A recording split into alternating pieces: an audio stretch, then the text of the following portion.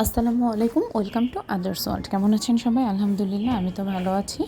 তো আজকে অনেক দিন পরে একটা ভিডিওতে ভয়েস ওভার দিচ্ছি। তো ওই দিন আমরা কাজিনরা সবাই একসাথে হয়েছিলাম। তো আমরা ভেবেছিলাম একটা কানাডিয়ান ডিশ তৈরি করব, যেটার নাম পাউটি।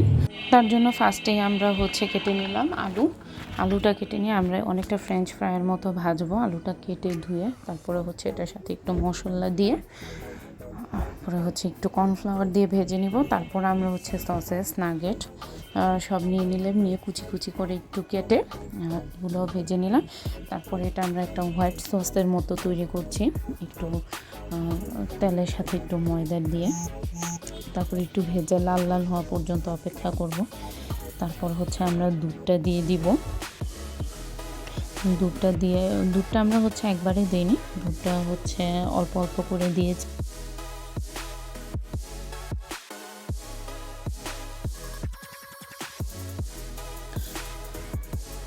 তারপর দিয়ে নিব একটু গোলমরিচ গুঁড়া আর দেবো চিলি ফ্লেক্স।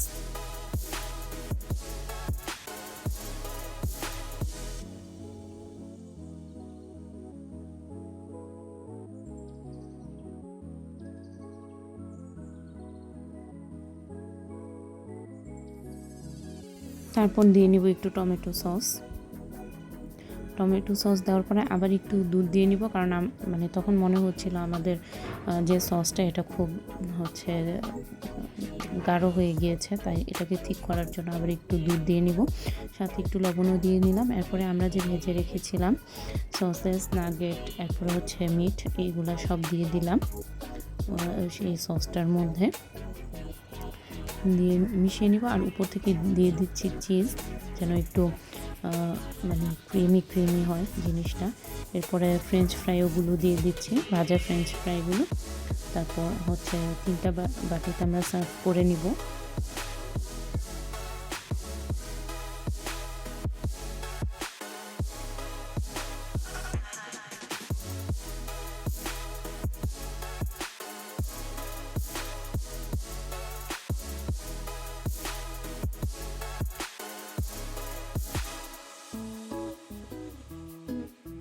তারপর উপর থেকে একটু চিজ দিয়ে দিব, সুন্দর করে ছড়িয়ে চিজ। তারপর আমরা যেহেতু আমি একটু ঝাল পছন্দ করি আমরা সবাই, তার জন্য একটু চিলি ফ্লেক্সও দিয়ে নিলাম উপর দিয়ে। চিলি ফ্লেক্স দিয়ে আবার একটু চিজ দিচ্ছি মজা হওয়ার জন্য জিনিসটা। এরপরে আমরা একটু ওভেনে দিয়ে দিব।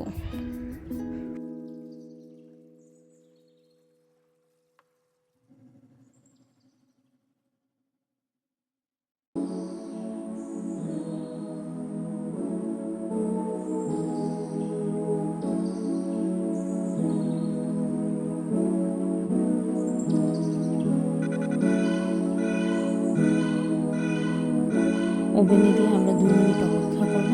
বাস, আমাদের হয়ে গেল মজাদার পাউটি। ধন্যবাদ সবাইকে এতক্ষণ সাথে থাকার জন্য।